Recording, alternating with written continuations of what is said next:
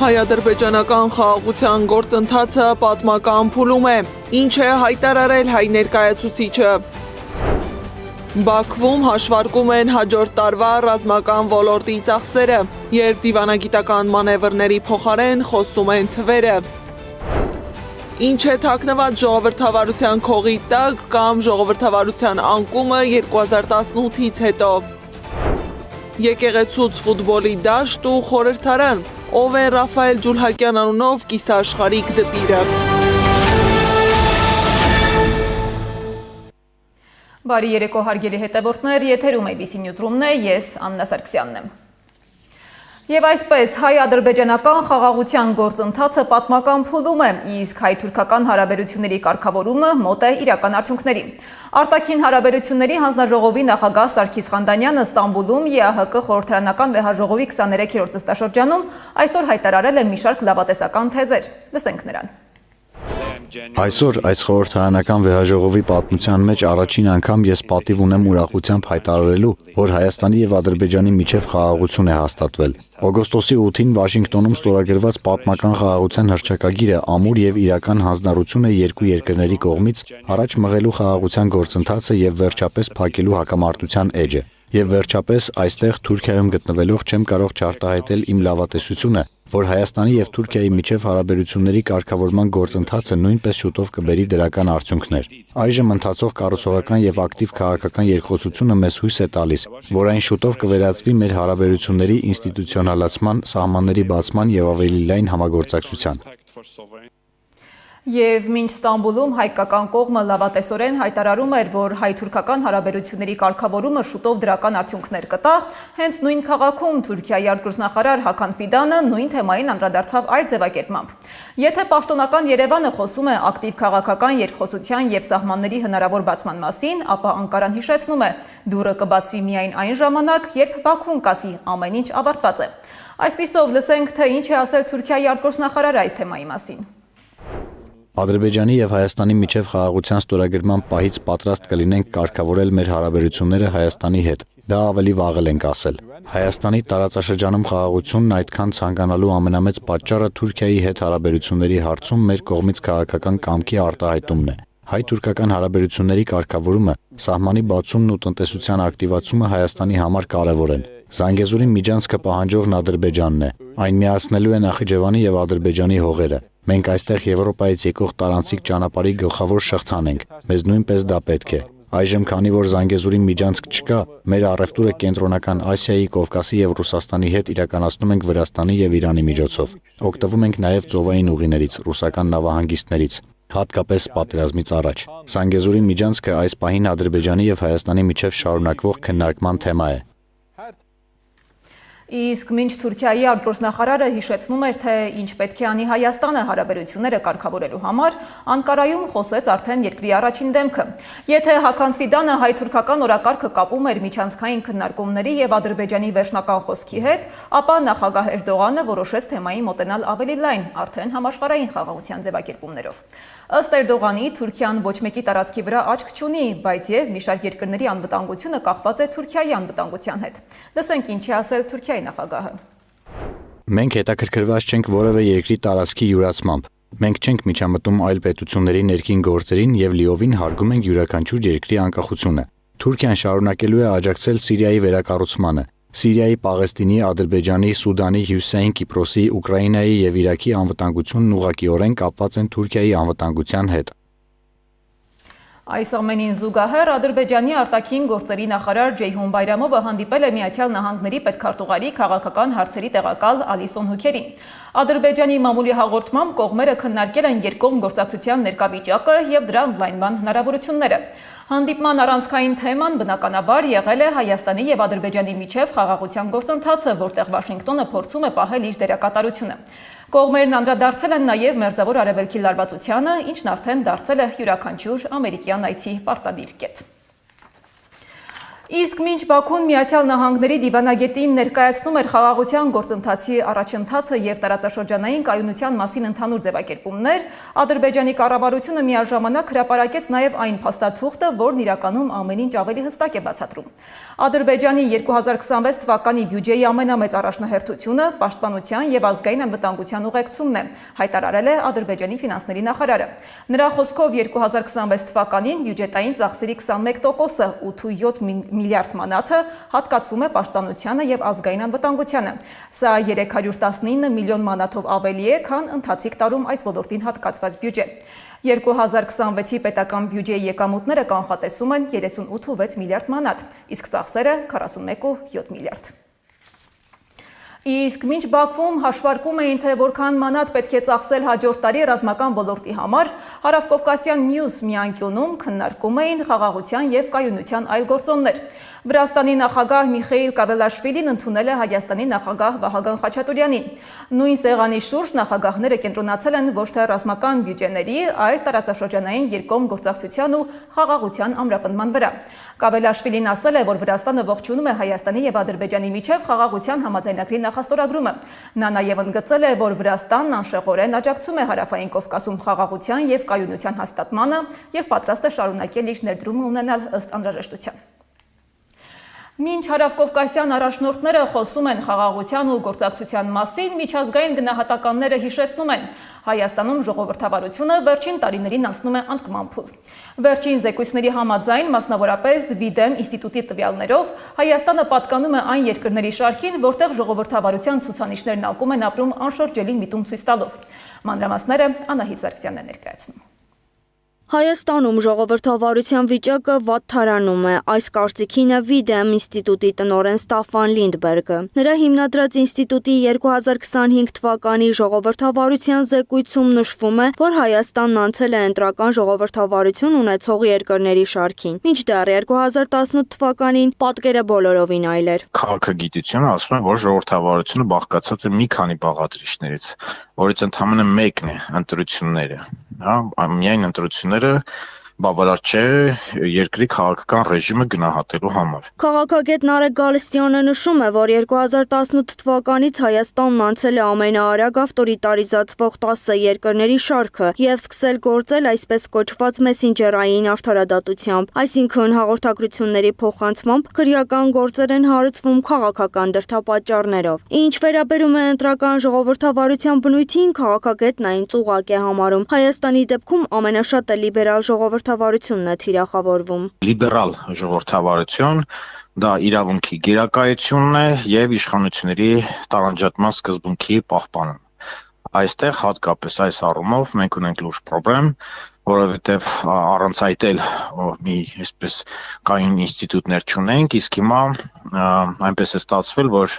Հայաստանում օրենսդիր իշխանություն գիտենք, որ գերակշռությունը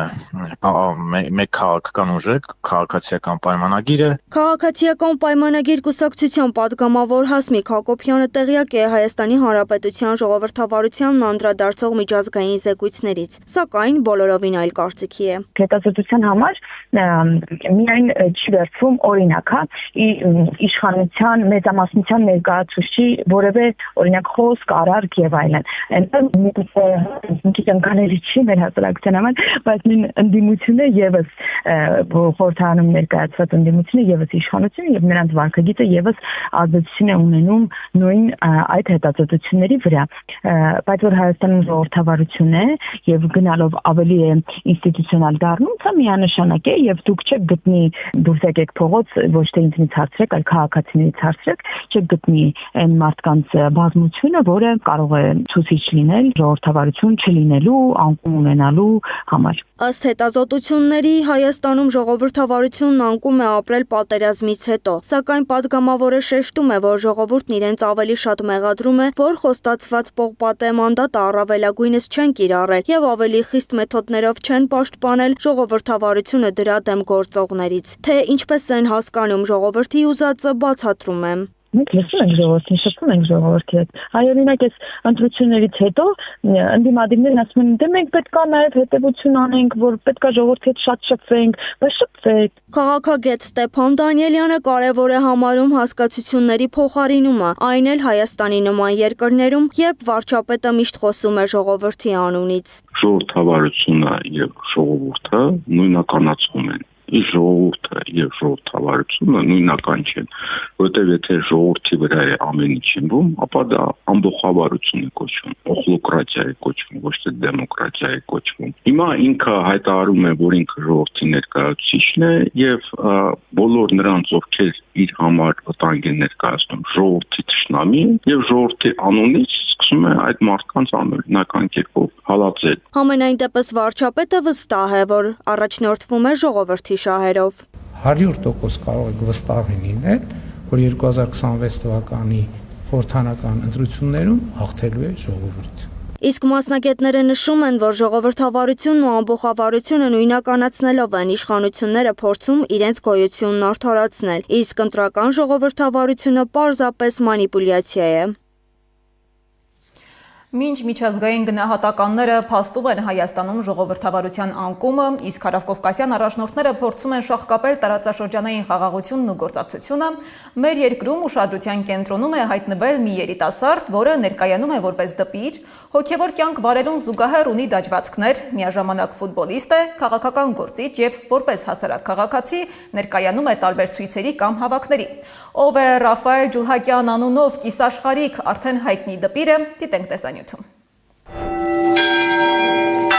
Եկեղեցուց ֆուտբոլի դաշտ ու խորհրդարան։ Ռաֆայել Ջուլհակյանն է, որը հայտնի դարձավ կարգալույց Ստեփան Ասատրյանի մատուցած պատարագի ժամանակ։ Ջուլհակյանը մասնակցում էր որպես դպիր։ Պարզվում է, Ռաֆայել Ջուլհակյանը քաղաքացիական պայմանագրի երիտասարդական կառույցի անդամ է։ Ռաֆայելը դպիր է դարձել սահմանված կարգով։ Տեր Զարեհ Քահանա Աշուրյանի միջնորդագրով։ 2018 թվականին Արարատյան հայրապետական թեմի առաջնորդական փոխանորդ Տեր Նավասարդ arczepiskopos Կճոյանի ձեռամբ։ Քաղաքացիական պայմանագրի падգամավոր Տրթած Սարգսյանն էլ ասել է, որ նախկինում չի ճանաչել թիմակցին, միայն վերջերս ֆուտբոլ խաղալիս է հանդիպել։ Դաջվածքով դպիրը նաև ԿՊ-ական падգամավոր Տիգրան Պարսիլյանի օգնականն է։ Ջուլհակյանը հայտարարում է, որ իր դպիր լինելը ձեռնադրություն չէ, այլ կրթություն։ Դա ձեռնադրություն չի, դա տվչություն է։ Ես իրավունք եմ ստանում խորան բարձրանալու կիրակի օրը նշել եմ 2018 թվականի դեկտեմբերի 25-ին Նավասարդ եպիսկոպոս Կճոյանի ձեռամբ այսպես ասած ձեռնադրություն է արարողությունը կոչվում, բայց դա տվչություն է համարվում։ Դպիր եմ դարձել, բայց դա կոնկրետ ինձ չի պարտավորեցնում, որ ես պետք է գիտեք ամբողջ օրը եկեղեցում լինեմ։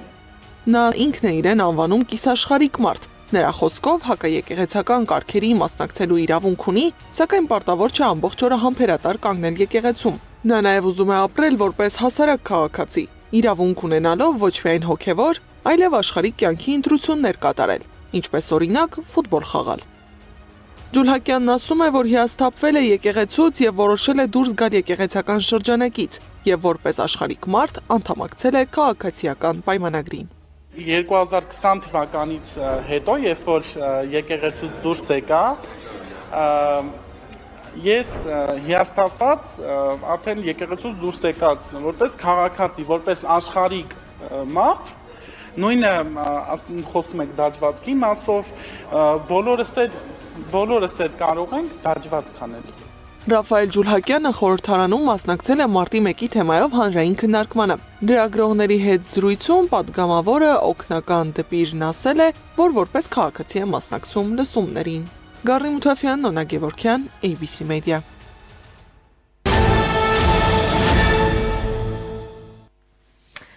Կալանքը 2 ամսով երկարաձգելու դատարանի որոշումից հետո քրեակատարողական հիմնարկից նամակ է գրել գործարար Սամվել Կարապետյանը։ Կոչ է արել չհուսահատվել, շարունակել պայքարը։ Սրբությունները ոտնահարելով, բանտերը լցնելով, ունեցված խլելով ու վախի մթնոլորտ ձևավորել փորձելով, գուցե առավելագույնը եւս 6 ամիս պահես իշխանությունդ, բայց երկիր չես պահի, երկրի արժանապատվությունը չես վերականգնի, քո քաղաքացիների կյանքը չես լավացնի, պետության խնդիրները չես լուծի։ Մենք հաղթահարել ենք բոլոր դժվարությունները ու շարունակել մեր ճանապարհը հակառակ մեր թշնամիների բոլոր ջանքերին։ Այդպես է լինելու նաև հիմա, չկասկածեք։ Ընդամենը մի քանի ամսից շնորհավորելու ենք իրար արդարության հաղթանակի, արժանապատվության վերականգնման, չարիքի պարտության համար։ Հայաստանի ազգային հավաքականի գլխավոր մարզիչ Եղիշե Մելիքյանն է հանդես եկել հայտարարությամբ ու ներողություն խնդրել երկրպագուներից։ Նա հայտարարել է, որ վերադառնալու են ավելի հպարտ, ավելի ուժեղ ու ավելի միասնական։ Որակավորման այս փուլը մեզ համար դժվար ստացվեց։ Նախ ցանկանում եմ ներողություն խնդրել մեր պարտությունների համար։ Գիտեմ, սպասումները մեծ էին, բայց չկարողացանք ձեզ տալ այն ուրախությունը, որին արժանի էիք։ Միևնույն ժամանակ ուզում եմ սրտանց շնորհակալություն հայտնել յուրաքանչյուրին, որ ամբողջ ընթացքում մեր կողքին էին։ Ձեր հավատարիմ աջակցությունը մեզ ուժ է տալիս, որպեսզի շարունակենք ավելի ամուր թիմ դառնանք։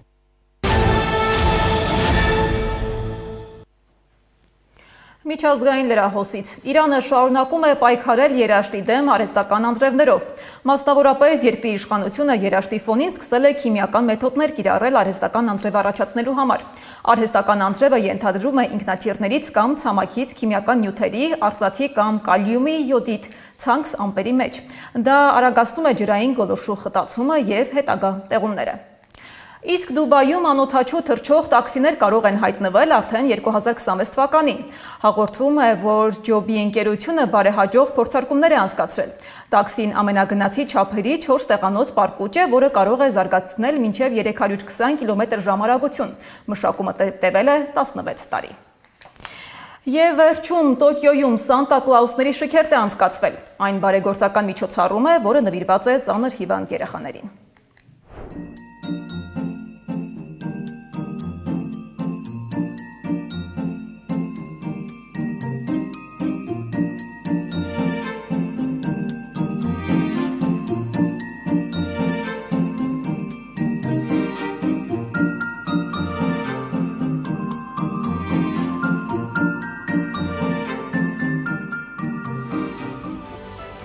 Այս ժամի համար առանձնացրել էինք այսքանը, շարունակեք հետևել մեր հրապարակումներին, բայց չթողնելու համար ամենակարևոր 8 լուրերը։